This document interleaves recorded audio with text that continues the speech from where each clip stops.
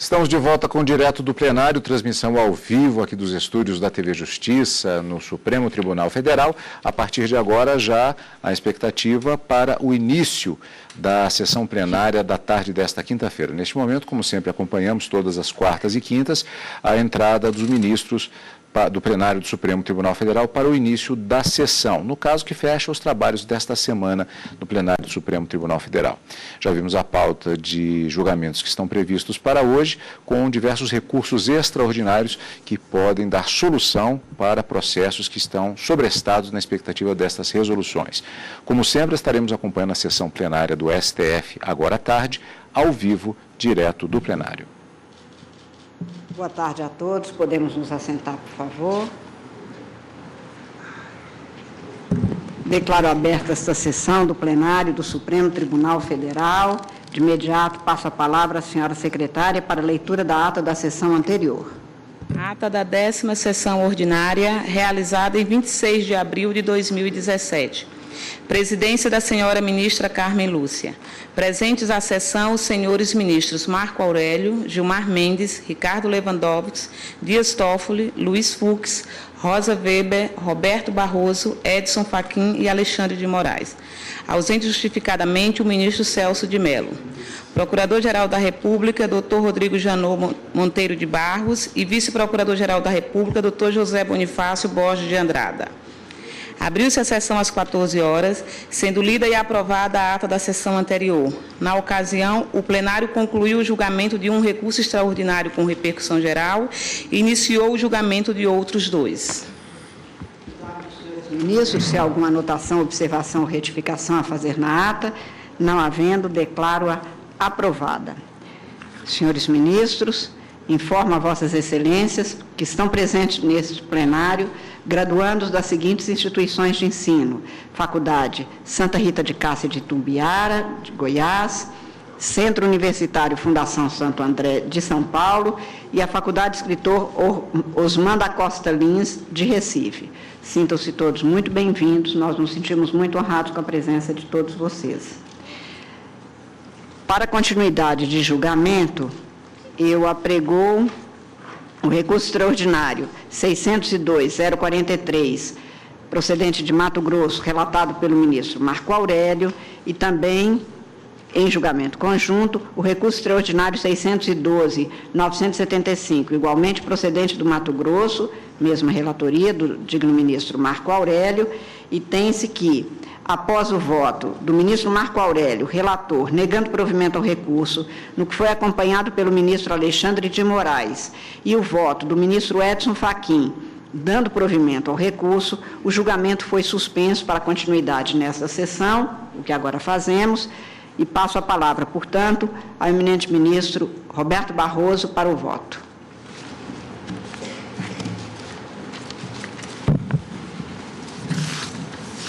Presidente, eu ouvi com interesse os votos já proferidos do nosso relator, ministro Marco Aurélio, do ministro Alexandre de Moraes e do ministro Luiz Edson Fachin, em linha divergente. E esse caso, eu acho que ele suscita algumas complexidades, embora eu pretenda votar com brevidade, que eu gostaria de explorar.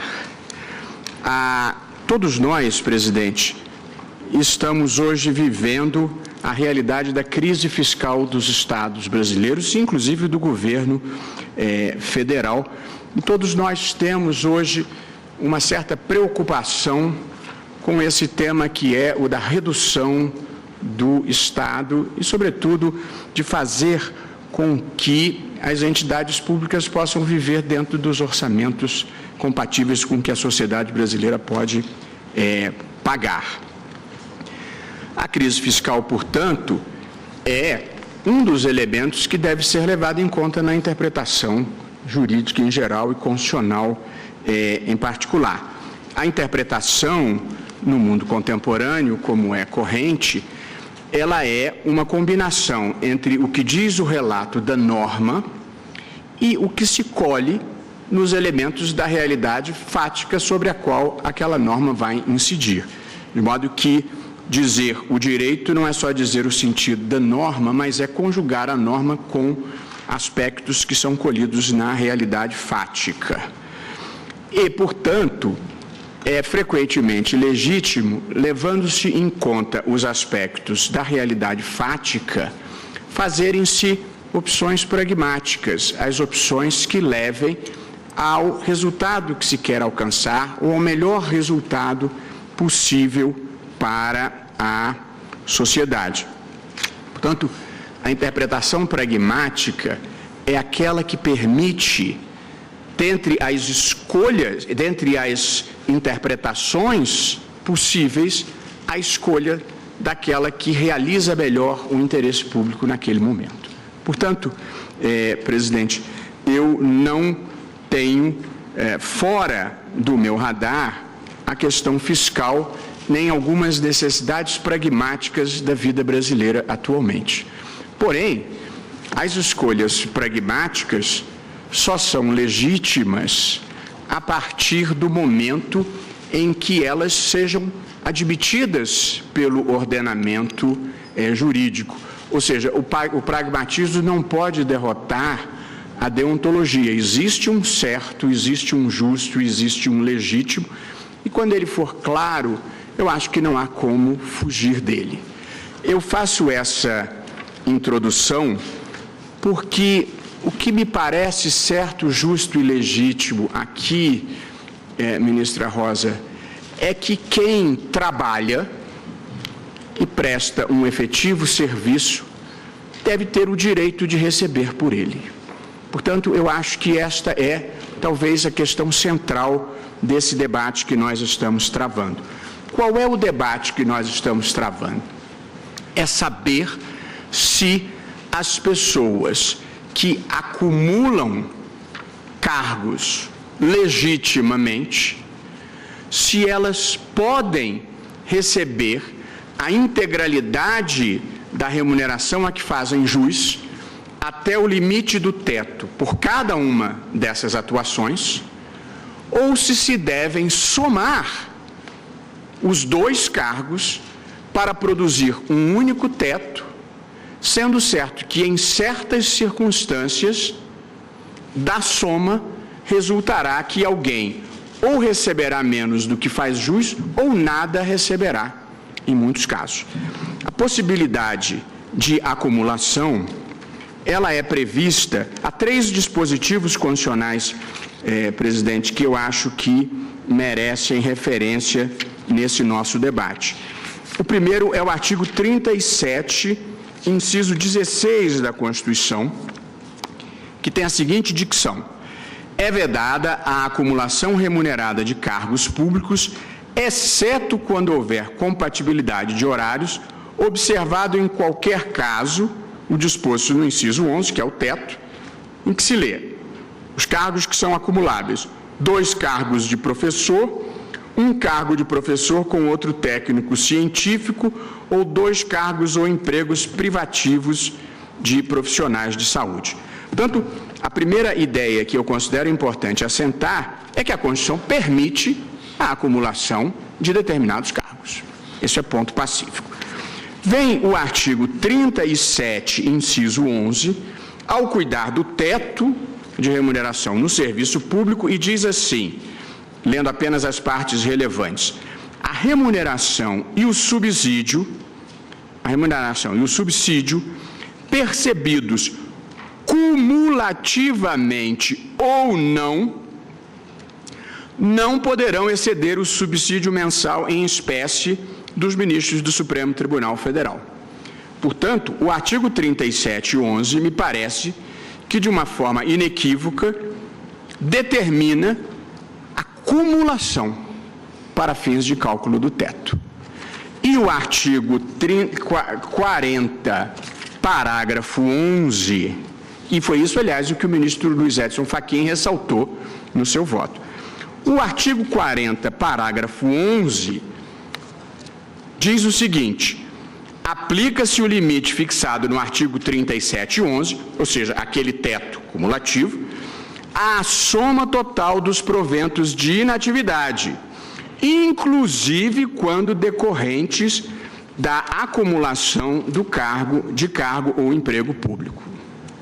Portanto, presidente, eu teria dificuldade de concluir que a Constituição não diz o que eu acho que ela claramente diz.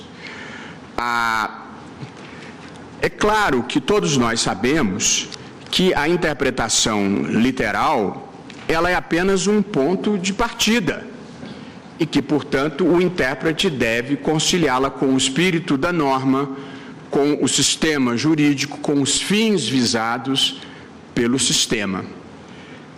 E, portanto, muitas vezes é possível superar a interpretação literal com o auxílio da interpretação teleológica ou sistemática, sobretudo esses dois elementos.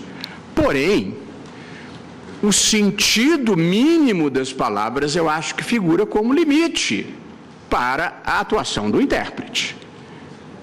E acho que portanto, embora a interpretação literal possa ser criticada, e em muitos casos deva, ela, pelo menos, fornece os sentidos mínimos e máximos da atuação do intérprete. Há uma passagem que eu gosto de lembrar, proferida aqui dessa bancada pelo ministro Luiz Gallotti, o antigo ministro Luiz Gallotti,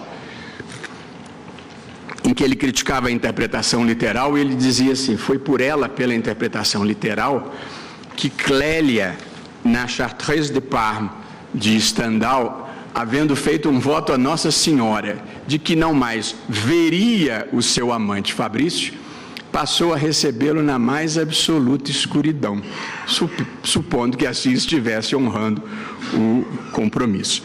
Portanto, a Constituição diz que não pode. Porém, presidente, diz isso por meio de emendas. E ao dizer que aplica-se o teto aos 2 cargos acumuláveis somadamente, eu acho que ela, ao menos potencialmente, em muitos casos concretamente, produzirá um resultado que eu considero incompatível com a Constituição, qual seja obrigar alguém a trabalhar sem receber remuneração. Portanto, eu não vejo possibilidade, pedindo vênia a quem pense diferente, de superar a interpretação dada pelo ministro Luiz Edson Fachin, a menos que se considere que esta restrição é inconstitucional.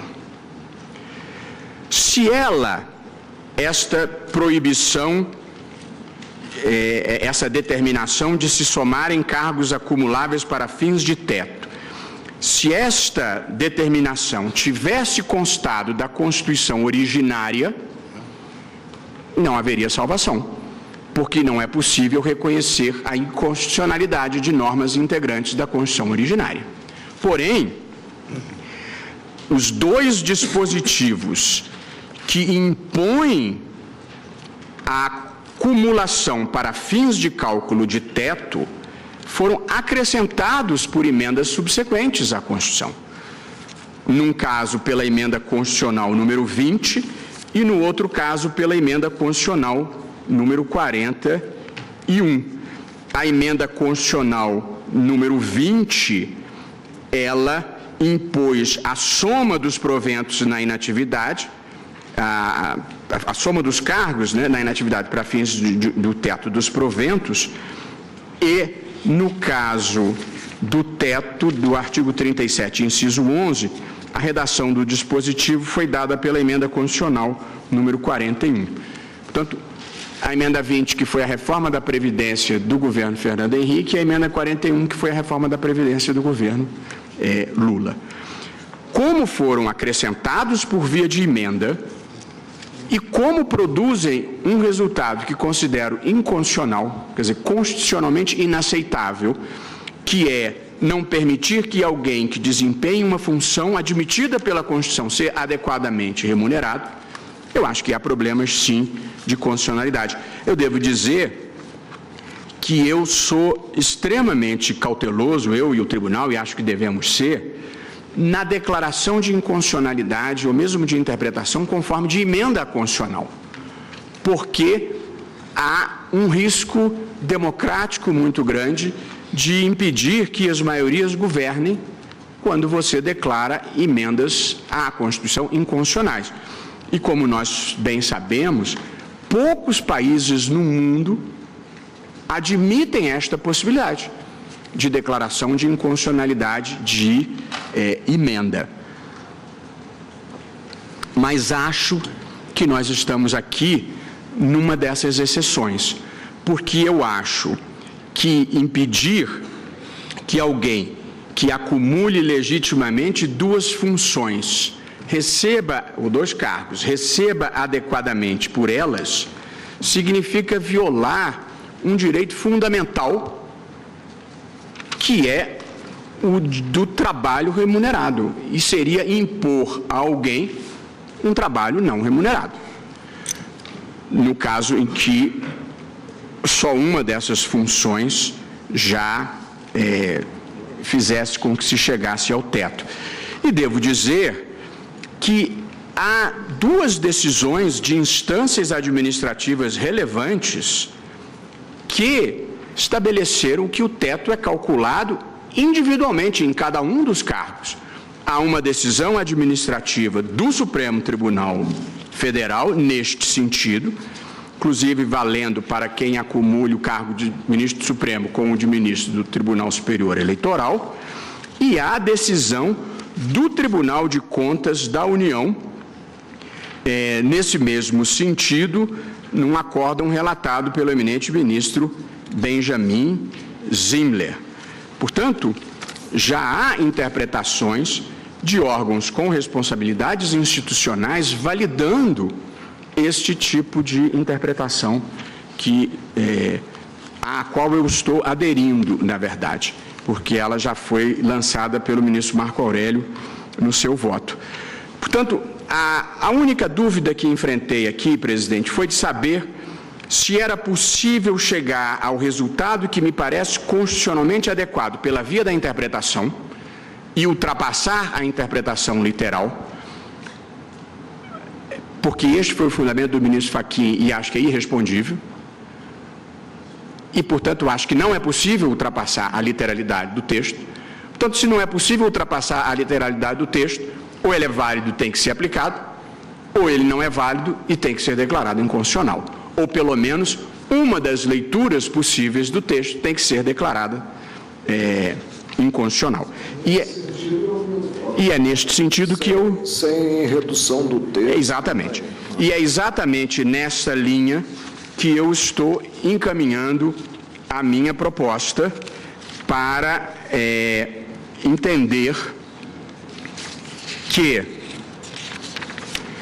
presidente, devem ser interpretadas conforme a Constituição para não incidirem no caso de acumulação legítima de cargos, as expressões cumulativamente ou não, constante do artigo 3711 da Constituição, e a locução, aspas, inclusive quando decorrentes da acumulação de cargos ou empregos públicos, fecho aspas, constantes do disposto no artigo 40, parágrafo 11 da Constituição, sendo que, como disse, o artigo 40, parágrafo 11, foi inserido pela emenda constitucional número 20, portanto, é a emenda, em última análise, que nós estamos declarando inconstitucional, e a emenda ao artigo 3711, que foi inserido pela emenda constitucional número 41 de 2003. E considero que a cláusula pétrea violada aqui é o direito fundamental à remuneração pelo trabalho desempenhado. De modo que, em essência, eu estou acompanhando a posição do ministro Marco Aurélio com a seguinte tese que numa proposição, sintetiza a minha visão da hipótese, que é a seguinte: nas hipóteses de acumulação lícita de cargos, o teto remuneratório incide isoladamente para cada uma das parcelas remuneratórias, vedada a incidência sobre o somatório dos vencimentos. Portanto, eu estou acompanhando o relator na conclusão e no fundamento. Vossa Excelência, ministra Rosa, por favor. Em relação a essa fundamentação do ministro Barroso, eu tenho algumas preocupações. Primeiro porque, se fosse, de fato, considerar inconstitucional essa norma, ela só valeria, só teria efeito para aqueles já ocupantes de cargos, até porque não há direito adquirido a regime jurídico. Ter-se-ia, a partir das emendas constitucionais, introduzido uma mudança. Eu não acho que seja o caso de invocar aqui fundamento de inconstitucionalidade, mas uma interpretação teleológica harmonizadora do sistema. E por concordância prática, chegar ao resultado que nós chegamos, inclusive, em sessão administrativa. Do contrário, nós teríamos consequências graves, porque a emenda seria constitucional e aí geraria, então, uma questão de distinguish em relação àqueles que já ocupavam cargos antes e aqueles que passaram a ocupar cargos posteriormente. E que, claro, não poderiam invocar direito adquirido, porque aquela permissão teria desaparecido. Então, a mim me parece que o encaminhamento há de se fazer no sentido de uma interpretação teleológica que compatibilize essa faculdade, esse direito assegurado no texto constitucional, com a discussão, né, que se trava quanto ao limite. A mim me parece que, de fato, a literalidade, como já foi aqui destacado a partir do voto do relator, não deixa dúvida de que o intento do Constituinte, aparentemente, era no sentido de estabelecer. Mas isso leva realmente a uma ilogicidade. Em relação àqueles que ocupam dois cargos, se falou muito no cargo de médicos e coisas assim, não é? A possibilidade de que resulte ou um corte, uma ablação praticamente do seu segundo salário, o que será um brutal desestímulo, às vezes, para funções que foram obtidas mediante concurso público, ou aqueles casos em que já se está no teto, se coloca a possibilidade até de um trabalho gratuito. Então, a mim me parece que não precisamos chegar a tanto de declarar a inconstitucionalidade, ainda que parcial, da emenda, mas, se for o caso, buscar uma compatibilização. Vossa Excelência, me permite, por favor, com licença, ministro Rosa. Senhor presidente, quando eu votei ontem, não obstante o senhor presidente tenha votado vencido, eu suscitei uma dúvida que o eminente ministro relator respondeu e me confortou para proferir o voto, mas a intervenção que o ministro Gilmar faz agora, após o voto do ministro Barroso, retoma em mim aquela dúvida. E, não obstante esteja aqui votando na divergência, gostaria de subscrever as preocupações que o ministro Gilmar está a traduzir, pedindo vênia do ministro Barroso, porque, se formos pelo caminho estrito da questão de inconstitucionalidade, teríamos também um problema, quiçá, da incidência do artigo 10 do CPC, porque não sei se esse tema, nessa perspectiva, foi efetivamente debatido nos autos. Do que entendi do ministro relator, na verdade, sem redução de texto e uma percepção que também entendo teleológica de harmonização do sistema, e ontem compreendi que Vossa Excelência suscitou uma interpretação, portanto, tópica e sistemática para harmonizar o sistema, e, nesse sentido, compreender que na acumulação lícita não se aplicava o teto, o que confortou o meu sentimento. Mas, com toda a licença do que o ministro Barroso acaba de dizer, eu gostaria de subscrever a preocupação que o ministro Gilmar está a suscitar, até porque... Se me permite uma parte. Creio que há consenso no sentido de que, se a situação jurídica revela acumulação autorizada pelo texto da própria Constituição Federal, há de considerar-se o teto remuneração por remuneração e não somatório das remunerações dos cargos acumulados. Pois bem,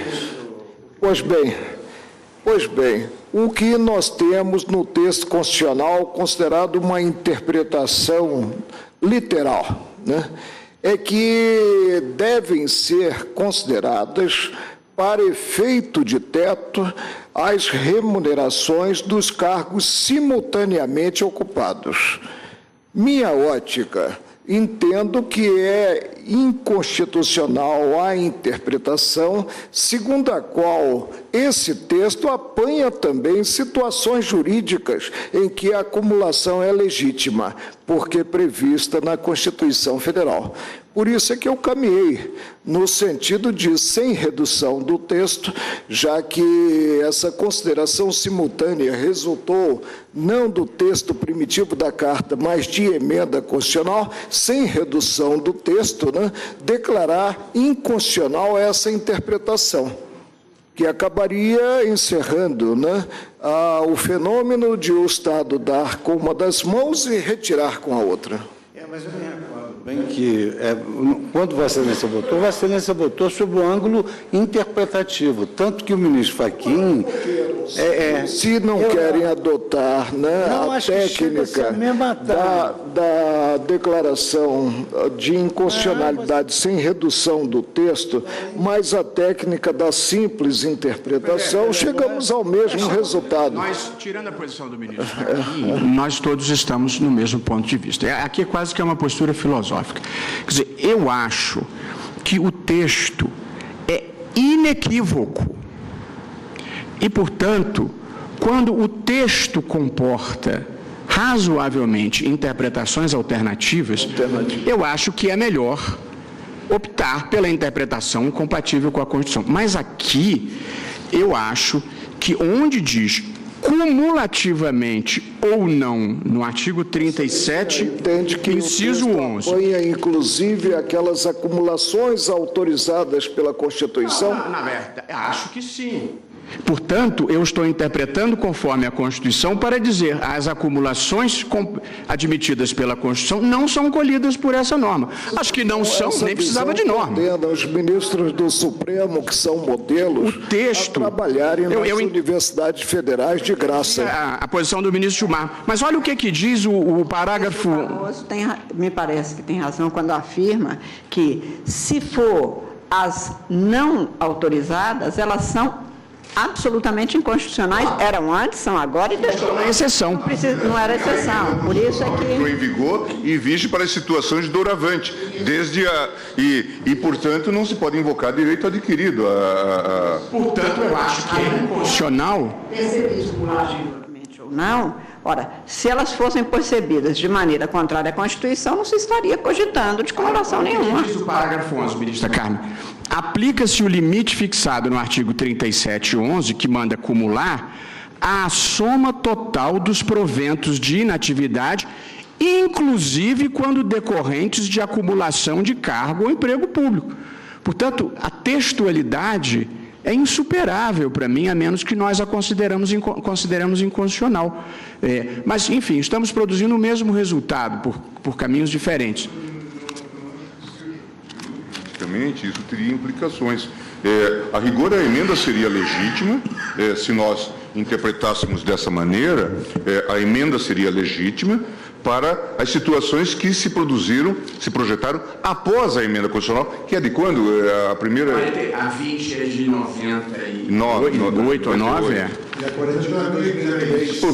Portanto, desde 98, é isso que eu estou querendo dizer, a rigor, estariam proibidas todos aqueles que adentraram o serviço público com funções cumuladas, vamos chamar assim, a partir de 98, estariam proibidos. Não me parece que esse seja o resultado hermenêutico que se quer almejar, porque, do contrário, nós estaríamos assegurando uma situação quase que de privilégio pelo fato de ter a previsão da função. A mim me parece que nós, pelo menos aqui, quando discutimos a questão em sede administrativa, perfilhamos a ideia de buscarmos uma harmonização lógico-jurídica a partir de uma abordagem teleológica. E me parece que esse deve ser o encaminhamento, sob pena de colocarmos realmente uma contradição. Porque se admitirmos que a emenda é constitucional, e não me parece que se amanhã se entendesse de proibir a acumulação, seria legítimo. Seria legítimo para os casos doravantes admitidos. Veja, nesse caso, portanto, nós teríamos que partir da ideia, e aí teria inteira razão o ministro Fachin, porque se diz, bom, vamos preservar pelo menos as situações anteriores à emenda 20, mas as situações posteriores teriam que estar enquadradas num outro... Isto, não, com eventual modulação, etc., mas eu digo... Geral seria... Então, a mim me parece que aqui a forma... dá conteúdo à coisa. Então, eu acho que me parece que devemos interpretar no sentido de tentar... essa é a posição, inclusive, que eu estou prefilhando, na linha do que já temos até decidido em sede de decisão administrativa, de uma interpretação teleológica que busque harmonizar os dois dispositivos. E isso... Eu não consegui entender... Você diz, se nós declararmos, interpretarmos conforme a Constituição para dizer que é inconstitucional a incidência nesta hipótese, qual é a consequência negativa que Vossa Excelência vê disso? Não há inconstitucionalidade numa emenda, em princípio, que exigisse... Vossa Excelência está dizendo que é inconstitucional em relação ao fato de a Constituição assegurar... Eu acho que é inconstitucional a Constituição, por emenda, dizer que um determinado trabalho legítimo por ela autorizado não vai ser remunerado. Seria inconstitucional, e essa é uma hipótese, inclusive, que eu vou aventar no meu voto, suprimir-se a possibilidade de acumulação? Penso que para o futuro, sim. Penso que para o futuro, sim, respeitada a situação de quem lá esteja. Sim. Ministro Luiz Roberto. Suprimir a possibilidade de acumulação de cargos prospectivamente. Gostaria de fazer uma colocação. A acumulação, ela vem do texto primitivo da Carta.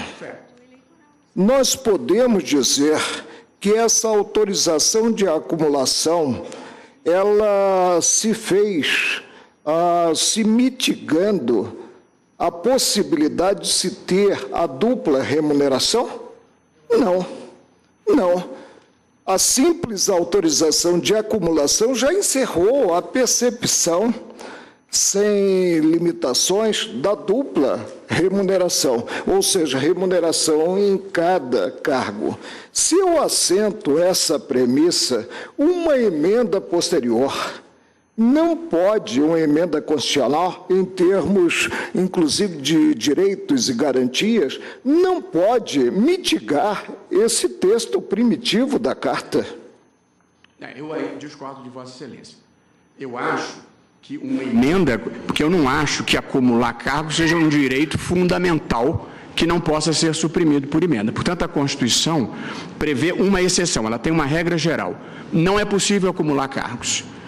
Depois ela abre uma exceção. É possível acumular nestas situações. Eu não vejo... Claro. Numa situação, pelo menos, ela impõe a acumulação, que é de cargo do ministro do Supremo Tribunal Federal, temporariamente com cargo de ministro do Tribunal Superior. Há uma regra geral na Constituição. Não pode acumular. Há uma exceção prevista na Constituição originária. Esses casos podem acumular. Eu acho que quem acumule cargos na vigência dessa norma tem direito adquirido, mas acho, respondendo a sua pergunta, na verdade estamos pensando juntos aqui a melhor solução.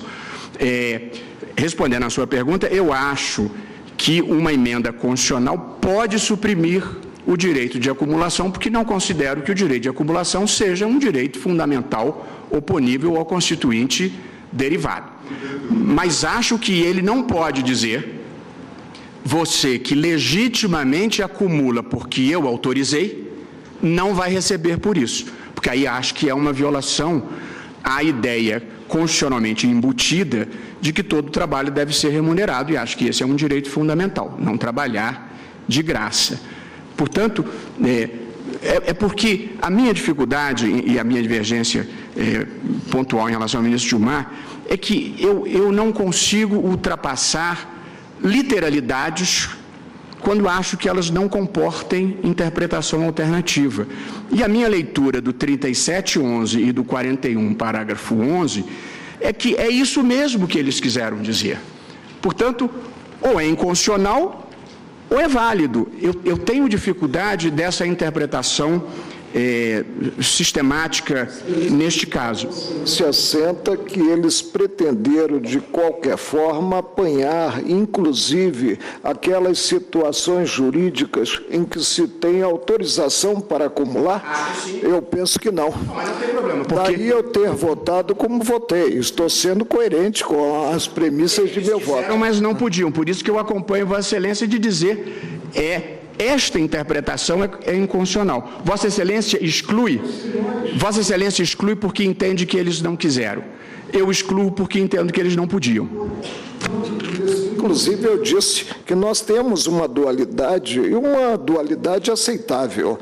Podemos proclamar a inconstitucionalidade da interpretação sem modificação do texto, ou simplesmente interpretarmos o dispositivo e assentarmos, presidente, que em situação jurídica em que há autorização constitucional para acumular, não se tem como somar as duas remunerações para saber do respeito ou não ao teto. Ministro Gilmar, nós já tivemos essa mesma divergência, assim, análoga, na questão da perda do mandato como consequência automática da condenação, em que eu achava, como acho, que a solução que Vossa Excelência propunha, da perda automática, era melhor.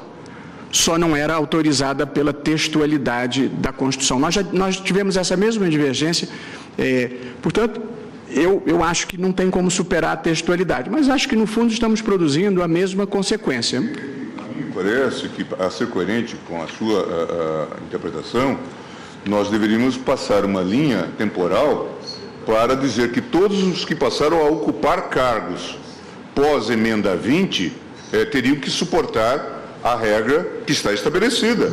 Mas eu acho que é incompatível com a Constituição permitir a acumulação e negar a remuneração. Aí é a interpretação que nós estamos adotando, porque a rigor é legítima a emenda constitucional para frente, se nós não fizermos essa junção.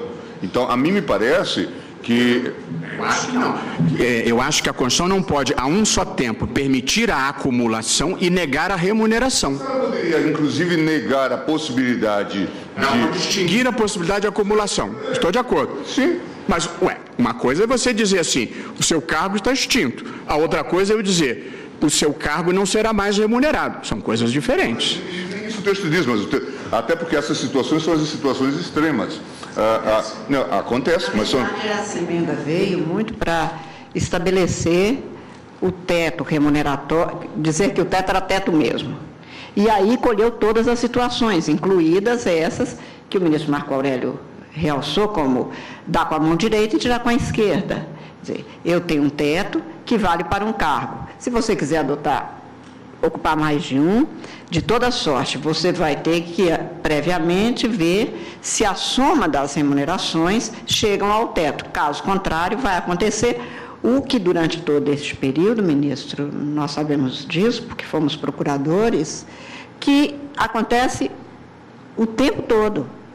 Eu tenho um profissional do Supremo que também trabalha, médico, por exemplo, trabalha aqui, trabalha no outro órgão, Câmara.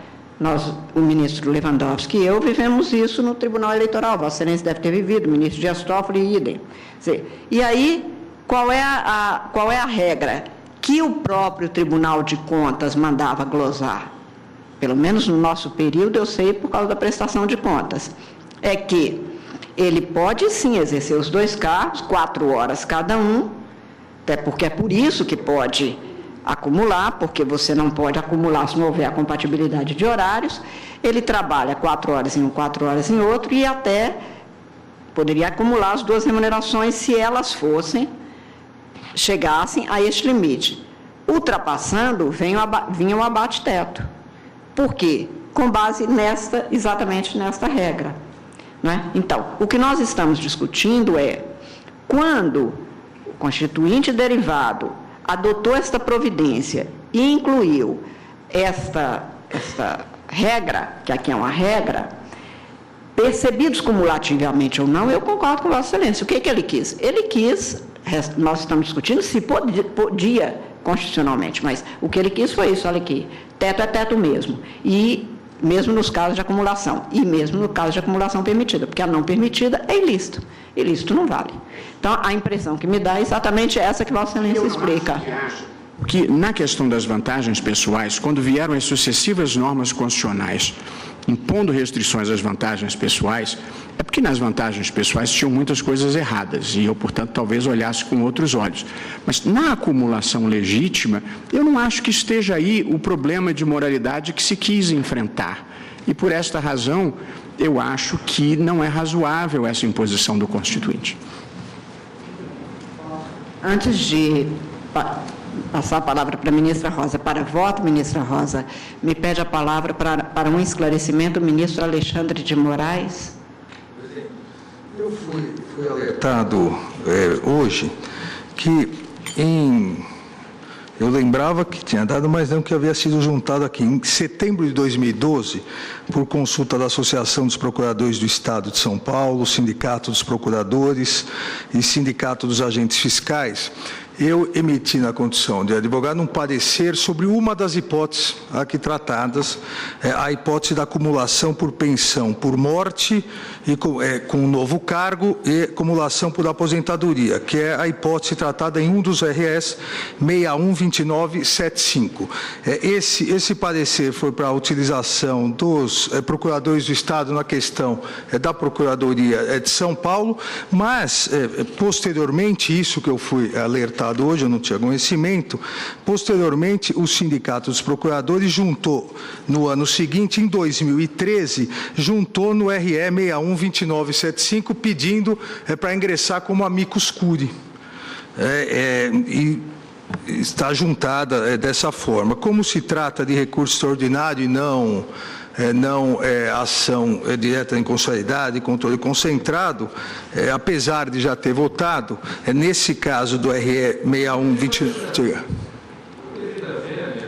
Eu penso, Vossa Excelência não emitiu o parecer efetivamente para o caso em julgamento. Segundo, se for assim, qualquer um de nós, seja na administração pública que emitimos posicionamento, sejam aqueles que têm obras jurídicas, artigos publicados, nós vamos chegar a um impasse. Com a devida vênia, eu vejo que Vossa Excelência, e com toda a liberdade, se me permite, de discutir isso abertamente, vejo que Vossa Excelência encaminha para um sentimento da necessidade de, eventualmente, se declarar suspeito. Eu não vejo suspeição nenhuma. Eu também gostaria de segurar esse entendimento do eminente ministro Dias Toffoli, porque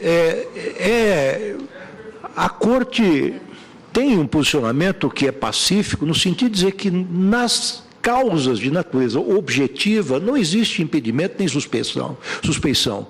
E nós também estamos caminhando no sentido de dizer que quando se trata de um RE com repercussão geral, nós nos aproximamos dessa natureza objetiva do feito em julgamento.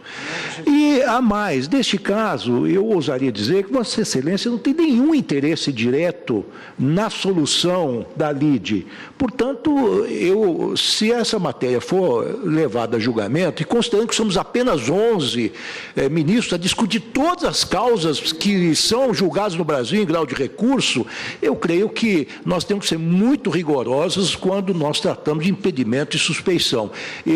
Se puder adiantar meu posicionamento, não sei se Vossa Excelência vai colocar em votação, eu já diria desde já que Sua Excelência, o ministro Alexandre de Moraes, não estaria suspeito e nem impedido nesse caso. Agora, de qualquer forma, sequer o sindicato referido é terceiro neste processo. Presidente, eu acho que numa matéria como essa, até acho que não é nem suscetível de votação, acho que é um sentimento pessoal. Eu em muitos casos, me dei por suspeito unilateralmente por um sentimento pessoal, assim, por algum desconforto próprio. Então, se o ministro Alexandre, eu concordo com os colegas que não há razão objetiva, e, portanto, se ele tiver conforto de votar, Eu acho que é legítimo. Mas pediu a palavra exatamente para ele manifestar. O desconforto é um sentimento pessoal e, portanto, acho que a posição dele é que deve valer. É relevante porque, a rigor, esse tipo de debate, que é muito comum, inclusive na opinião pública, leva daqui a pouco ao tribunal não ter quórum sequer para deliberar. Se amanhã todos que temos caderneta de poupança ou conta em banco ou coisa do tipo, tivemos que tomar uma decisão aqui que repercute, por exemplo, sobre planos econômicos. Matéria tributária. Ou matéria tributária, imposto de renda. Ou mesmo neste caso, todos nós somos professores, alguns de nós professores de universidade, estaríamos todos impedidos. Quer dizer, dentro dessa fantasia. Nós já nos pronunciamos sobre o tema em sessão de Isto. Quer dizer, alguém precisa decidir no final, né, esse tipo de matéria. E é disso. Estamos chamando matéria. Isto. E quantas vezes nós decidimos aqui em matéria, por exemplo, tributária, ou matéria mesmo de servidores públicos, contra os nossos interesses específicos? Porque nós temos a dimensão institucional da função que exercemos. Quer dizer, a banalização dessa discussão tem que ser realmente repudiada. Eu entendo. Mas eu acho que, como o ministro pediu a palavra, vamos deixar primeiro que ele se pronuncie, porque ele pode até ter feito a observação e o alerta, aí realmente... Não há dúvida disso, mas o que eu gostaria de externar, e por isso eu pedi a palavra, e peço escusas ao ministro Alexandre de Moraes, era exatamente para externar esse outro sentimento do colegiado, que não verificamos essa objetividade ou essa necessidade, e que em outros casos esse tipo de sentimento tem levado a um empate, aquele empate no sentido de não se poder deliberar. A palavra, ministro Alexandre de Moraes. Agradeço a colaboração dos colegas. Eu concluo no seguinte sentido. O parecer, como eu disse, não foi dado para o caso em concreto, até porque foi para a Associação dos Procuradores, é de 2012 e, na verdade, é de uma opinião minha já conhecida, é de 2006 em voto público no Conselho Nacional de Justiça. Então, na verdade, a primeira opinião de todas emitida foi em 2006, a mesma hipótese que eu tive a possibilidade de ontem aqui trazer. Então, em virtude, eu queria fazer esse esclarecimento, mas não me sinto suspeito para continuar participando do julgamento, principalmente porque em 2006 eu já havia proferido e decidido dessa maneira. Agradeço a Vossa Excelência e enalteço, inclusive, a postura de Vossa Excelência de esclarecer de público para não ficar nenhum tipo de pendência que pudesse trazer alguma amolação até pessoal, mas o tribunal, como já foi externado a partir do ministro Dias Toffoli, tem absoluta tranquilidade quanto a essa matéria. Agradeço mais uma vez e realço a nobreza da observação. Ministra Rosa Weber tem a palavra para voto. Senhora Presidente, eu estava fazendo aqui até uma releitura de todos os dispositivos e, em especial, do artigo 37, inciso 16, que está, a meu juízo, a trazer o problema. É vedada a acumulação remunerada de cargos públicos, exceto quando houver compatibilidade de horários, observado, em qualquer caso, o disposto no inciso 11. E, a mim, aqui seria, então, um direito à acumulação nas hipóteses autorizadas pela Constituição. E na que eu lembro, ainda que de forma temporária, que a acumulação do cargo de ministro do Supremo Tribunal Federal com o de ministro do Tribunal Superior Eleitoral é uma imposição da Constituição. Então, isso aí é algo que me impressiona. Colho ainda do parágrafo do próprio artigo 37, no seu parágrafo 11, que não serão computados para efeito dos limites remuneratórios de que trata o inciso 11 do caput deste artigo, as parcelas de caráter indenizatório previstas em lei. Então, mesmo sendo um cargo exercido, Se os valores pagos a título forem a título de indenização, não serão computados para os limites remuneratórios. E nós teríamos a não prevalecer a compreensão do eminente relator de concluir que, nesse caso, o valor fundamental ao trabalho estaria desprestigiado pela Constituição, porque estaria impondo o exercício de um trabalho sem a correspondente contraprestação.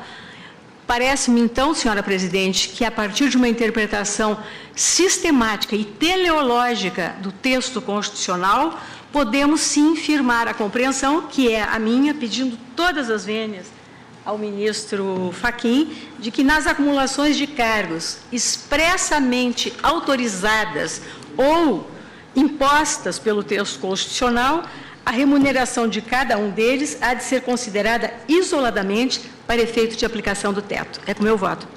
Agradeço a Vossa Excelência, ministro Luiz Fux. Senhor presidente, Egrégia Corte, os representantes do Ministério Público, senhores advogados. Senhora presidente, no meu modo de ver, essa questão não só se soluciona à luz do que foi exposto por todos os votos que me antecederam no sentido dogmático, como também no sentido valorativo dos princípios constitucionais. A Constituição Federal pós-positivista, ela tem alguns fundamentos que são importantes para a República: a isonomia, a eficiência e a valorização do trabalho humano. Eu acho que, com base nesses três pilares, é possível se entrever que permitir que outrem possa ser professor de mais de uma faculdade e receber por essas funções, e que o professor público não pode receber, porque ele já exerce uma outra função autorizada pela própria Constituição, violaria a isonomia. Por outro lado, à luz da realidade, haveria também uma infirmação, no meu modo de ver, do princípio da eficiência, porque os melhores profissionais, eles se dedicam à rede pública. Grandes médicos estão nos hospitais públicos, grandes professores estão nas universidades públicas. Então, seria uma injustiça severa que esses profissionais não pudessem fazer essa opção, tivessem que se dirigir às instituições privadas para poder, eventualmente, escapar exatamente dessa interdição supostamente literal e constitucional. Essa matéria, ela foi enfrentada exatamente sob um ângulo da melhor interpretação desses dispositivos. O Supremo Tribunal Federal, numa deliberação legislativa, assim se expressou, através da fala do saudoso ministro-presidente Maurício Correia.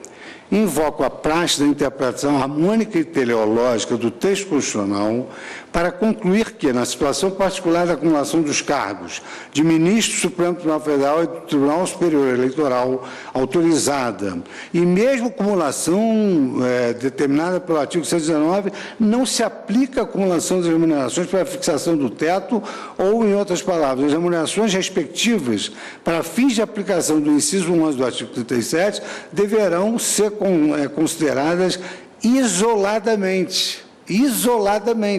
Somente estarão sujeitos à redução se em uma ou outra situação per se ultrapassar o que foi fixado pela emenda constitucional 41. Já era sob a égide da emenda 41. Com base nesses fundamentos, outros atos de notória importância foram editados. O Conselho Nacional de Justiça, na Resolução 13, ele fixou de maneira clara no artigo 80, ficam excluídas da incidência do teto remuneratório, essa resolução é de 2006, a remuneração ou provento decorrente de exercício do magistério nos termos do artigo 95. O Ministério Público, fiscal da lei, por seu turno, através do seu Conselho Superior, estabeleceu que não pode exceder o valor do teto remuneratório, embora não sejam somadas entre si, dentre outras, a remuneração decorrente dos proventos inerentes ao exercício do magistério. Então, nós temos base normativa, nós temos interpretação teleológica do guardião da Constituição Federal, que é o Supremo Tribunal Federal, e nós temos aqui também esses princípios fundantes da República Federativa, porque realmente é uma contradição em termos evidente que a própria Constituição, que permite a acumulação de cargos, venha a por outro lado, sem revogar essa permissão, estabelecer que não pode haver uma acumulação que esbarre no teto, sem que tenha revogado essas possibilidades de acumulação. Isso é uma verdadeira contradição em termos. E como as palavras da Constituição devem ser interpretadas à luz do princípio da unidade da Constituição, todas as regras não podem, elas têm que ser interpretadas num contexto, no meu modo de ver, a ratio essência dessa emenda foi evitar a criação de novas formas de acumulação, de novas formas. Mas, evidentemente, a emenda constitucional ela não viria a infirmar aquilo que já fora estabelecido anteriormente. E, por via reflexa, ela estaria, como destacou agora o ministro Barroso, estaria a violar uma cláusula pétrea realmente, porque permitir que haja uma acumulação e impor que essa acumulação seja exercida graciosamente, afronta esse fundamento da República, que é a valorização do trabalho. E essa desvalorização do trabalho vai gerar um desânimo de assunção pelas melhores cabeças do país, de funções que podem auxiliar o poder público, e com isso gerar também uma violação tanto ao princípio da isonomia quanto ao princípio da eficiência, ou seja, as melhores cabeças não se dedicarão ao poder público, elas preferirão servir a iniciativa privada para escapar dessa contradição criada aparentemente pela Constituição Federal, com a emenda 41, mas que uma interpretação como essa que foi dada pelo Supremo acaba atingindo o resultado justo. Então, como se trata de dois recursos extraordinários, eu nego o provimento aos recursos. E acompanho o relator com a pedido vênia ao ministro Edson Fachin, que, a bem da verdade, ontem, ao iniciar a votação, a primeira pergunta que fez foi exatamente essa. Estão admitindo como constitucional esse dispositivo para poder desenvolver o meu raciocínio. E foi com base nessa premissa que Vossa Excelência votou. Ministro Dias Toffoli. Senhora Presidente, eu peço vênia à divergência para acompanhar o relator, mas numa solução, como o próprio relator disse também ser possível, apenas interpretativa. Então, eu nego o provimento. Ministro Ricardo Lewandowski. Senhor Presidente, o direito é fundamentalmente bom senso. Eu diria que o direito deve atender ao senso comum, ao senso do homem das ruas. E nós estamos aqui diante de uma situação que clama por justiça. Me debruço sobre esse RS 602-043 e eu vejo o seguinte: nós estamos diante de um caso em que um médico, durante 28 anos, o cálculo aqui, que consta do parecer do Ministério Público, é 23, mas o parecer é de fevereiro de 2012, nós estamos em 2017. Durante 28 anos, durante mais de um quarto de século, exerceu legitimamente, porque a Constituição o autorizava, 2 cargos públicos de médico na área da saúde. Não só trabalhou efetivamente, porque não consta nada em contrário, nada consta que não tivesse trabalhado, foi remunerado e, o que é mais importante, com toda certeza, recolheu a sua contribuição previdenciária. Isso é automático, no contra-cheque dos servidores públicos em geral. Nós estamos, evidentemente, diante de um conflito de 2 comandos constitucionais. Um deles, que consta do artigo 37(16), que autoriza, em determinadas situações, a acumulação remunerada de cargos públicos. E, de outro lado, o inciso 11 do artigo 37, que fixa o chamado teto remuneratório. Há um claro conflito, o ministro Barroso mostrou que há uma literalidade no inciso 11 do artigo 37, quando se diz percebidos cumulativamente ou não, está-se, portanto, diante de uma aporia, e essa aporia tem que ser resolvida pelo Supremo Tribunal Federal. O próprio ministro relator, estou aqui ao lado dele, Sua Excelência certamente me autoriza essa inconfidência, diz que tanto faz, do ponto de vista pragmático, e eu concordo com isso, darmos uma solução de caráter hermenêutico, interpretativo, ou esta solução, tecnicamente mais sofisticada, que nos é apresentada pelo relator, de uma interpretação conforme a Constituição. Eu penso que o resultado prático de fato, o mesmo. E eu me filio à solução dada pelo relator, porque nós, a prevalecer uma solução contrária, nós teríamos um choque com vários princípios constitucionais, como já foi ressaltado aqui por aqueles que me antecederam. Primeiro, o princípio da legalidade, porque, como eu disse, o artigo 37, inciso 16, autoriza a acumulação de 2 cargos de médicos. Segundo lugar, também foi dito aí, sobretudo pela ministra Rosa, que é nossa grande especialista nessa matéria, o princípio da necessária remuneração do trabalho que decorre daqueles dispositivos todos que se seguem o artigo 6º da Carta Magna. E mais, nós temos aqui claramente uma afronta ao princípio da vedação do enriquecimento sem causa, no caso do Estado. A pessoa trabalha por 1/4 de século para o Estado, contribui para a Previdência Social e depois, na hora de aposentar, não pode se aposentar integralmente, está sujeito ao teto. Evidentemente, isto não é possível do ponto de vista constitucional. Finalmente, entendo que vulnera, pela via oblíqua, o princípio da dignidade humana, porque, afinal de contas, não se pode exigir de ninguém que trabalhe graciosamente ou de acordo com uma remuneração ínfima ou irrisória. E, com essas brevíssimas palavras, senhor presidente, eu vou me permitir acompanhar o relator, que traz uma solução, a meu ver, tecnicamente escorreita, e peço vênia ao ministro Fachin por divergir de Sua Excelência como voto. Agradeço a Vossa Excelência, ministro Gilmar Mendes. Presidente, eu lembrava que essa matéria já tinha sido objeto de debates, né, no âmbito administrativo. Inclusive, participamos dessa discussão no âmbito da Corte.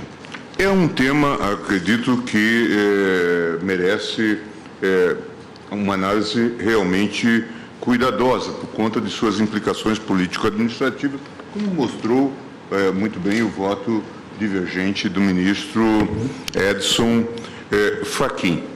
Nós mesmos já tivemos aqui casos, eu me lembro de um caso que fiquei vencido, do Tribunal de Contas da União, e aí há distorções de toda a índole, Vossa Excelência já fez referência a isso, em que analistas daquele tribunal fizeram concurso, analistas médicos, para cargos de 40 horas, e depois, nas mudanças que ocorreram, passaram a exigir que, com a mesma remuneração, que trabalhassem 20 horas para poderem fazer a acumulação. Eu acredito até que, no futuro, esse tema vai se colocar de uma outra maneira, quer dizer, perguntar-se mesmo se é lícita a acumulação, na maioria dos casos, né? Porque hoje o pressuposto é de que ela é necessária no interesse público.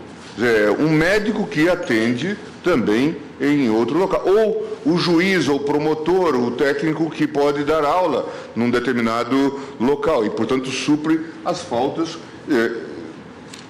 de mão de obra qualificada. Mas em muitos países, na verdade, seria inconcebível, a não ser numa situação muito típica, que é a de juízes de cortes superiores, que muitas vezes podem dar aula, né, num sentido muito específico, até de ter uma certa prática e tudo mais. Em alguns países chegam até a vedar essa possibilidade. Então, a mim me parece que tem que se levar em conta a seriedade do propósito do Constituinte. E, nesse sentido, me parece que é de se louvar o cuidado com que se ouve o ministro Fachin.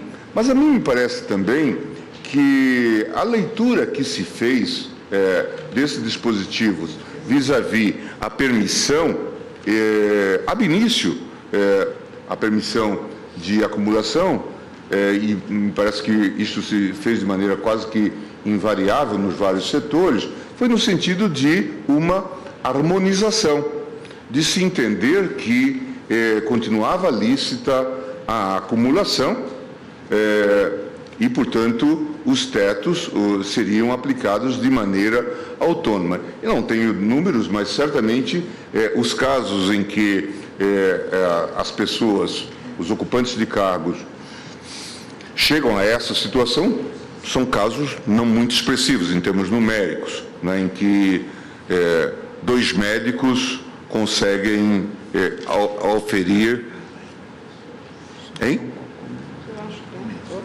auferir remunerações em dupla que corresponde ao teto. Em relação a professores, também imagino que isso seria casos raríssimos, né?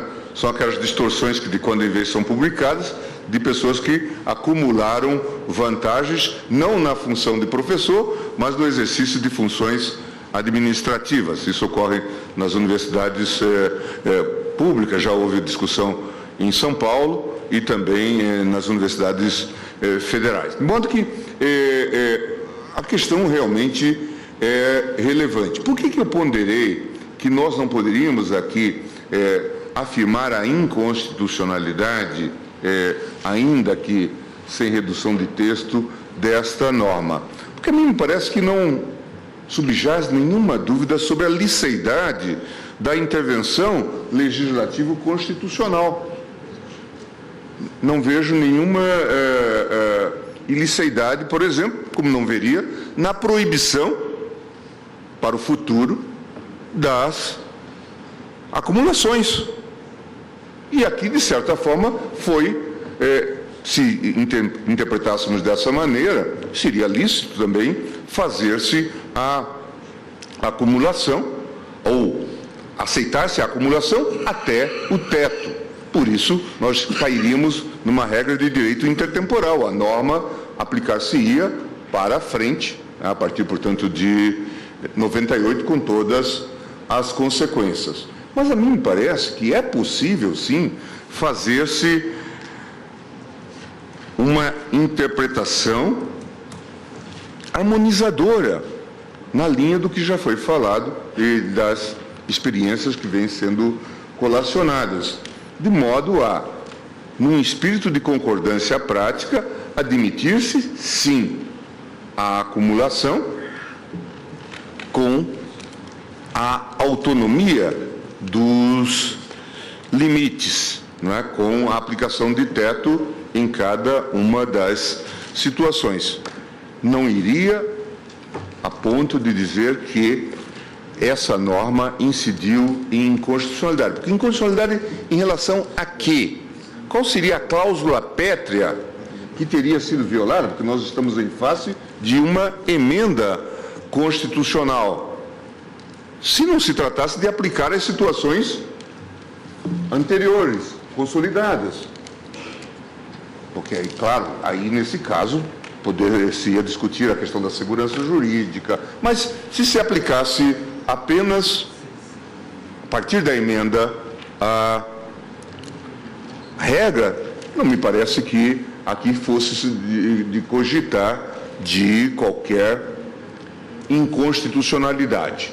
Quanto à interpretação, é evidente que nós temos sempre o argumento da interpretação literal. Mas se nós formos fazer um levantamento, e eu fiz esse levantamento num texto até que escrevi numa pesquisa comum feita pelo IDP e pela Universidade de Lisboa, coordenada por mim e pelo professor Blanco de Moraes. Eu fiz um levantamento dos casos que nós chamamos de mutação constitucional. Releituras que fizemos ao longo desses anos das normas constitucionais sob a Constituição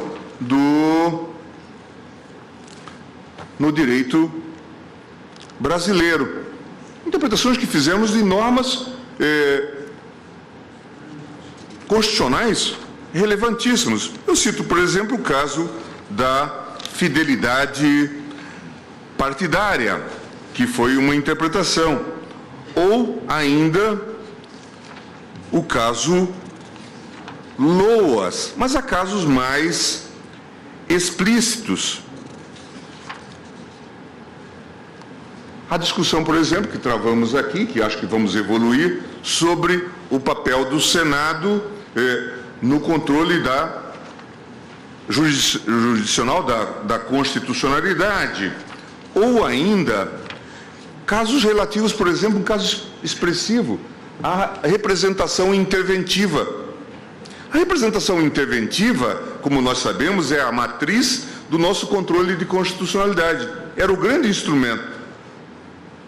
No texto de 88, ela perdeu, de alguma forma, o sentido, tal como nós a líamos, porque qualquer controle de constitucionalidade direto se faz via ADIM, via ação direta de inconstitucionalidade.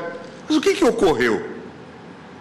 A partir de determinadas situações, desde o famoso caso Matupá, o tribunal entendeu que também omissões e atos concretos poderiam estar inseridos no contexto da representação interventiva, poderiam ser objeto. Veja, uma recompreensão, uma leitura nova do texto em função das circunstâncias. Depois tivemos aqui, que teve resultado prático, a representação interventiva envolvendo o Distrito Federal, o famoso caso do impasse envolvendo a Assembleia Distrital e o governador Arruda. Veja, portanto, que não é raro o tribunal fazer esse tipo de leitura. A questão da prisão civil por dívida do depositário infiel. Veja, a rigor desenvolveu-se uma compreensão que, com base em norma internacional, com convenção, modificou uma norma constitucional autorizativa da prisão civil. Então veja que, a rigor, nós temos inúmeros exemplos de releitura do texto constitucional em face de lacunas constitucionais. Não é raro o tribunal supor uma norma que seria adequada. Vou lembrar o famoso caso dos procuradores do trabalho, ministra Rosa, não é? O número de aqueles procuradores com 10 anos que deveriam compor os tribunais regionais do trabalho. E chegou um momento que não havia procuradores em número suficiente. E o tribunal fez uma recompreensão, entendendo que haveria uma norma implícita, uma lacuna constitucional que poderia ser comatada. Então, me parece que podemos fazer. No TSE, nós tivemos um debate muito curioso sobre o voto facultativo de inválidos, em que o tribunal admitiu que pessoas inválidas em estado grave poderiam também se beneficiar daquela ressalva da facultatividade que se aplica às pessoas idosas. Em suma, são muitos os casos e, de fato, seguindo a linha do professor Hesse, o texto constitucional, ele não é completo, não é? Ele é vocacionado a ser completado, é um pouco um texto aberto. A questão das próprias emendas constitucionais suscita indagações desse tipo. De modo que, a mim me parece que a interpretação literal aqui não deve ser o argumento decisivo para que nós levemos ou adotemos uma declaração de inconstitucionalidade nessa sede, mas que devemos buscar, sim, uma interpretação harmonizadora. Se fosse o caso de dizer que a norma está perfeita no seu conteúdo e ela deveria se aplicar, teríamos que dizer, portanto, que ela se aplica desde a sua promulgação ou edição e teria, portanto, uma repercussão, uma vez que não podemos invocar aqui direito a um regime jurídico. Então, a mim me parece que é de todo avisado que nós façamos essa interpretação adequadora para harmonizar os dispositivos, eventualmente em rota de colisão, para que, adotando a técnica da concordância prática, reconheçamos que é de se permitir, na linha do que sustentou o relator, a acumulação, observados os limites autônomos referidos. Agradeço a Vossa Excelência, ministro Celso de Mello. Senhora Presidente, em 2015, examinando controvérsia idêntica a esta, agora suscitada em sede de DRE com repercussão geral, eu proferi decisão no sentido de reconhecer a possibilidade de consideração autônoma, portanto individualizada, dos proventos para efeito de incidência do limite estabelecido no inciso 11 do artigo 37 da Constituição. Também eu, senhora Presidente, penso que se impõe, no caso, consideradas aquelas razões que então expus e mais outras que destaco como aquelas constantes do RE 903, 213 DF, que foi relator o eminente ministro Luiz Fux, também nesta corte, discutindo exatamente essa mesma matéria. A mim me parece que se impõe o improvimento do presente recurso interposto pelo Estado de Mato Grosso. Não é? Agora, entendo viável que esse improvimento se justifique e se legitime independentemente de qualquer formulação de juízo de inconstitucionalidade, adstringindo-me, portanto, ao plano estritamente interpretativo. Por isso, com a vênia do eminente ministro Luiz Edson Fachin, eu acompanho o eminente ministro relator no que se refere à parte dispositiva de seu douto voto. Provimento e a ambos os recursos extraordinários. Agradeço Vossa Excelência e também vou pedir vênia ao ministro Fachin para acompanhar o relator e, rapidissimamente, uma vez que os fundamentos estão postos, as questões estão postas, me parece que, tal como já foi realçado aqui, a norma constitucional veio aportar uma redução em direitos que poderia ser embargo de garantir-se a possibilidade que esse Supremo Tribunal tantas vezes tem reiterado de mudança de regime jurídico, não poder implicar, de alguma forma, em atingimento de direitos fundamentais. Não seria razoável, disse o ministro Marco Aurélio em seu voto desde o primeiro momento, que a Constituição reconhecesse a possibilidade de acumulação, portanto, a acumulação lícita, e, de outro lado, que permitisse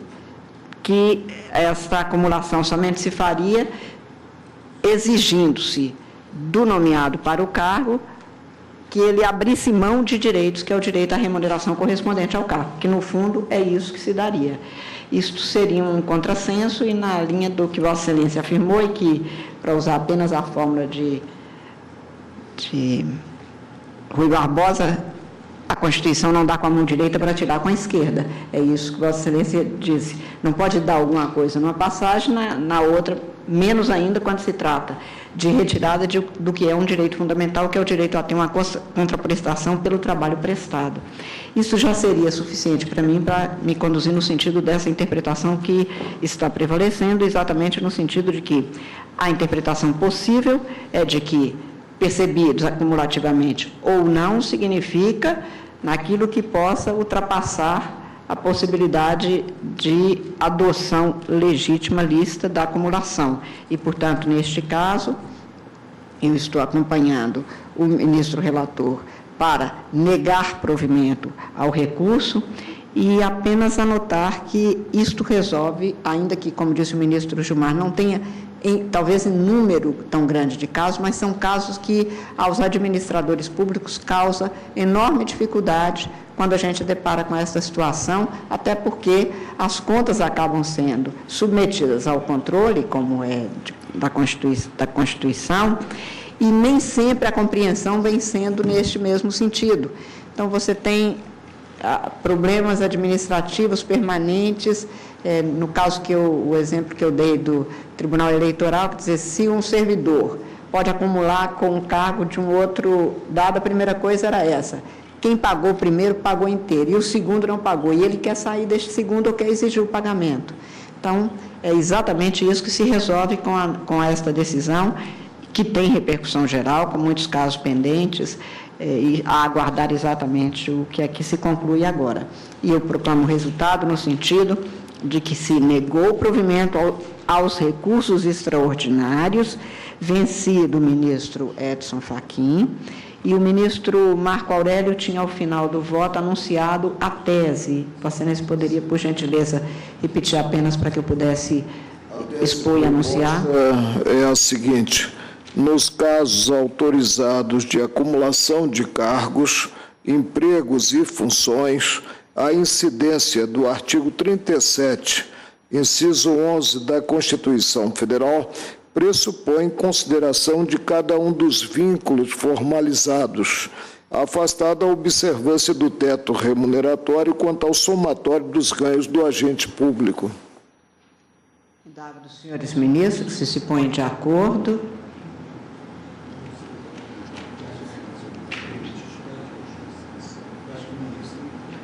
É que eu me refiro à Constituição, nos casos autorizados constitucionalmente. Fica bem. Adiro, presidente. Então, estando todos de acordo,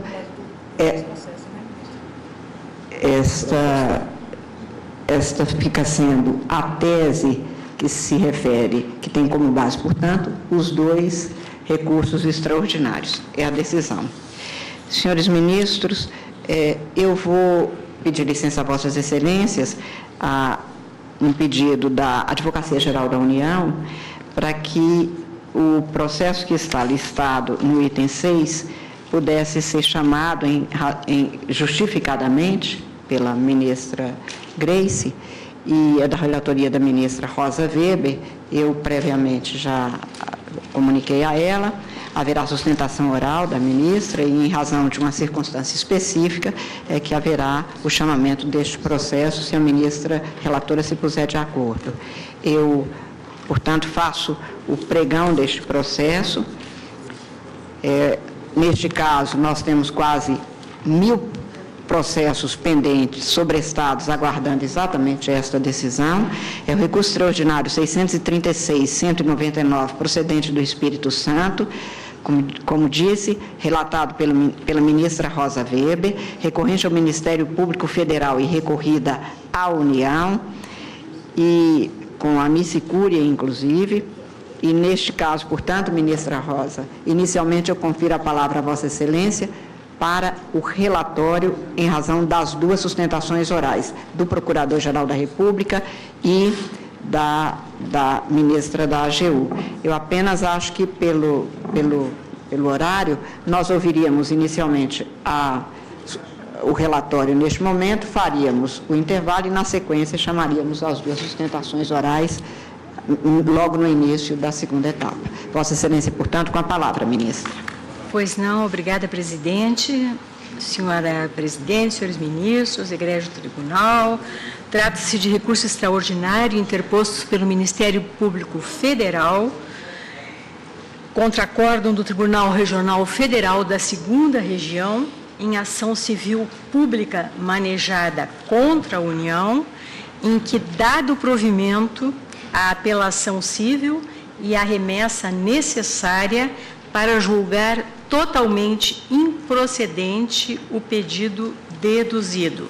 No relatório que passei a Vossas Excelências, eu transcrevo a ementa do acórdão recorrido e digo que o recorrente noticia que nesta ação civil pública o pedido deduzido foi no sentido da declaração da inexistência de relação jurídica entre os foreiros e ocupantes de terrenos de marinha e acrescidos em Vitória, no Espírito Santo, exceto na porção continental do município, com a União Federal, a título de contrato de aforamento e ocupação, abstendo-se, consequentemente, de exigir à União valores cobrados a título de foro, laudêmio ou taxa de ocupação, a teor da nova redação do artigo 20, inciso 4, da Constituição Federal. Sustenta o parquê que a emenda constitucional 46 de 2005 alterou o inciso 4 do artigo 20 do texto magno, de modo que os terrenos de marinha e acrescidos, localizados em municípios com sede em ilhas costeiras, por uma interpretação sistemática com o inciso 7 deste mesmo artigo, não mais integram o rol de bens pertencentes à União. Invocado em apoio à tese, ainda, o artigo 20, inciso 4, na redação da emenda constitucional 46 e 7, e o artigo 26, inciso 2 da Lei Maior, e o artigo 49, parágrafo 3º do ato das disposições constitucionais transitórias. O recurso foi admitido na origem, com remessa a este tribunal e, em acordo da minha lavra, o reconhecimento por unanimidade no plenário virtual da presença de questão constitucional com repercussão geral. O teor da ementa é bem público, terreno de marinha, ilhas costeiras, sede de município, interpretação do artigo 24 da Constituição Federal, após a emenda constitucional 46 de 2005, existência de repercussão geral.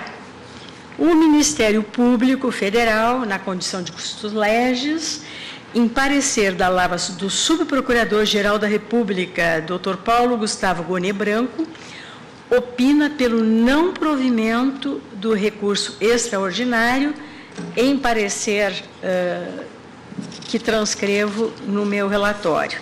E concluo, senhora presidente, fazendo um resumo, que eu admiti na condição de amiticúria os municípios de Vitória, Florianópolis, São Vicente e São Francisco do Sul, a OAB, seccional do Espírito Santo, o Sindicato da Indústria da Construção Civil da Grande Florianópolis, Sinduscom, e a Câmara Municipal de Vitória. É o breve relato, presidente. Inicialmente, deveria ser dada a palavra ao vice-procurador-geral, que se inscreveu. Entretanto, o doutor Bonifácio Andrada afirma que falará como custos legis, razão pela qual eu vou conceder a palavra inicialmente. Portanto, a doutora Grace, a ministra Grace, para a sua sustentação oral, que ainda temos algum tempo que poderíamos, portanto, usar nesta fase. Vossa Excelência tem a palavra para a manifestação. Excelentíssima senhora ministra presidente, senhora ministra Rosa Weber, relatora do recurso extraordinário, senhores ministros, senhor vice-procurador-geral da República. Esse recurso extraordinário ele é importante porque ele envolve a interpretação acerca do artigo 20, incisos 4º e 7º da Constituição Federal, em especial, senhores ministros, porque a interpretação pretendida pelo recorrente, ela, na verdade, compreende que os terrenos de marinha e seus acrescidos, situados em ilhas costeiras, deixaram de pertencer todas as áreas neles situadas, em especial também os terrenos de marinha, deixaram de pertencer à União e passaram exclusivamente à propriedade dos municípios. A premissa utilizada pelo recorrente no recurso extraordinário é a seguinte: se as ilhas costeiras, sedes de municípios, passaram ao acervo patrimonial agora dos municípios, com alteração pela Emenda Constitucional 46 de 2005,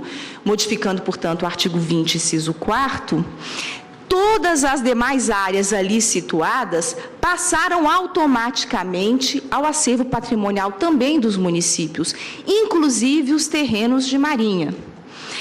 Pretende, então, o recorrente que essa Suprema Corte atribua exatamente essa interpretação.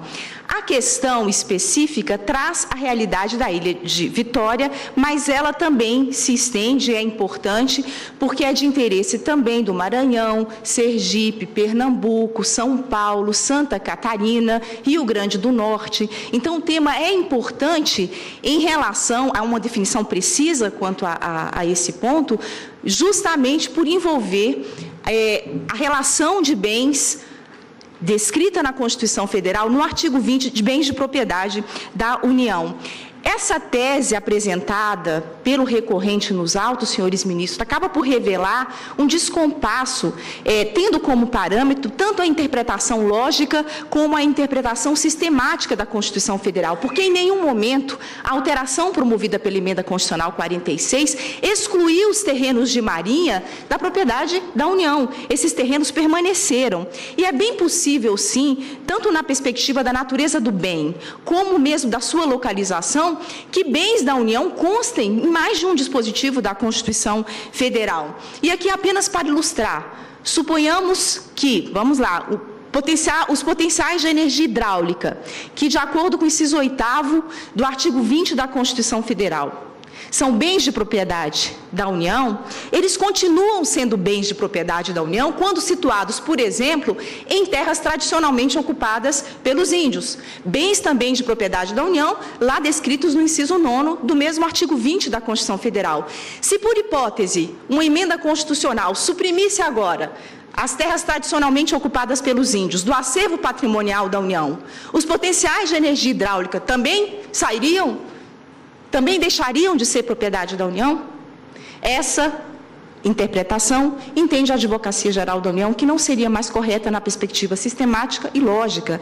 Não se teria, portanto, aí a força de arrastar todos os demais bens de propriedade da União situados naquela área. Foi exatamente o que aconteceu com a Emenda Constitucional número 46. Não haveria aí um sentido lógico de se admitir que a simples exclusão das ilhas costeiras, sede de municípios, ocorrida, portanto, com a Emenda Constitucional 46, tivesse essa força de afastar todos os demais bens de propriedade da União situados exatamente nessa mesma área.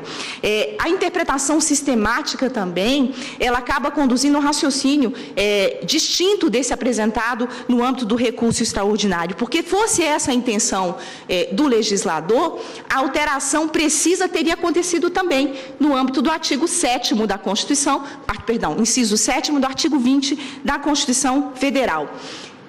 Diante, senhores ministros, da mudança promovida pela Emenda 46 e de toda dúvida acerca da interpretação correta dos incisos 4º e 7º do artigo 20, a Secretaria de Patrimônio da União suspendeu todas as cobranças relacionadas a foros, laudêmios, taxas de ocupação desses imóveis situados nessa área.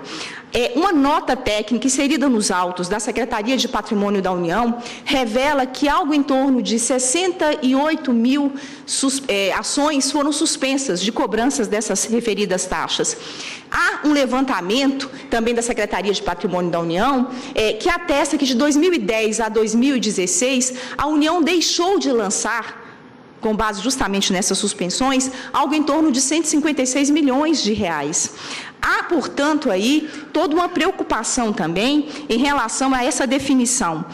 Mais recentemente, a Secretaria de Patrimônio da União retomou a cobrança em face de imóveis que fossem situados em terrenos de marinha, onde se tem a linha pré-mar média muito bem delimitada, muito bem definida. Nesses imóveis, em face desses imóveis, a Secretaria de Patrimônio da União passou recentemente a promover a cobrança. E aqui é importante destacar, senhores ministros, que a Lei 13.240 de 2015, ela expressamente estabelece no artigo 27 que 20% do valor arrecadado pela União a título de foro, laudêmio e taxa de ocupação, esse percentual deve ser repassado aos municípios, onde se tem, portanto, essas ilhas costeiras, sede desses municípios. Daí a razão pela qual, e aqui é importante também destacar, até à luz das referências apresentadas por aqueles que ingressaram na qualidade de amigos da Corte, que aqui, nesse recurso extraordinário, não se discute de forma alguma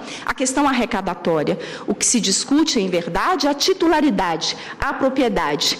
Essa que a Advocacia Geral da União sustenta, que em nenhum momento a Emenda Constitucional número 46 de 2005 retirou do acervo patrimonial da União os terrenos de marinha, ainda que situados em ilhas costeiras, sedes de municípios. É com essas breves considerações, senhora presidente, que a Advocacia Geral da União pugna pelo desprovimento do presente recurso extraordinário, agradecendo a atenção de vossas excelências. Vossa Excelência, concedo a palavra ao eminente vice-procurador-geral, doutor Bonifácio Andrada.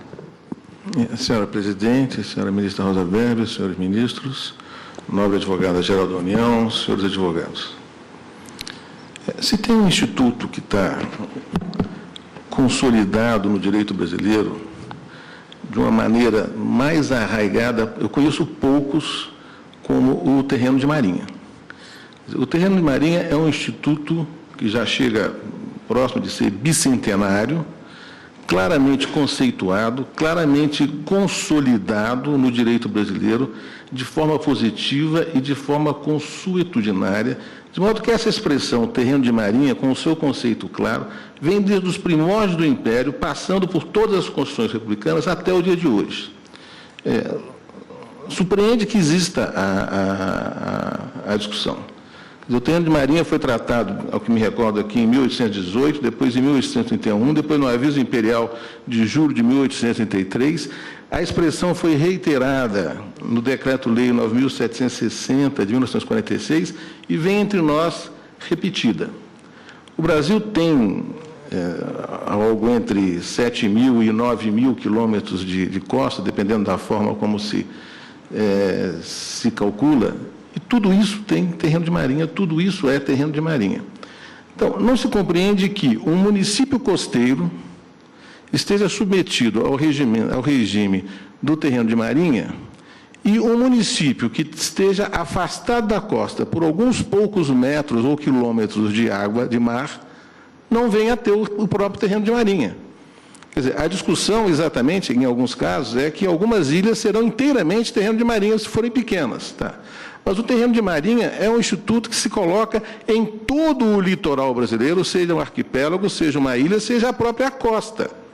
De modo, senhora presidente, que eu assumo a tribuna neste momento apenas para ratificar e reiterar o parecer que a Procuradoria-Geral da República apresentou perante a Colenda, segunda turma, e insistir no desprovimento do recurso extraordinário, senhora presidente. Muito obrigado. Agradeço a Vossa Excelência. Suspendo a sessão pelo prazo regimental. Voltamos na sequência para a votação e julgamento. Está suspensa a sessão pelo período regimental.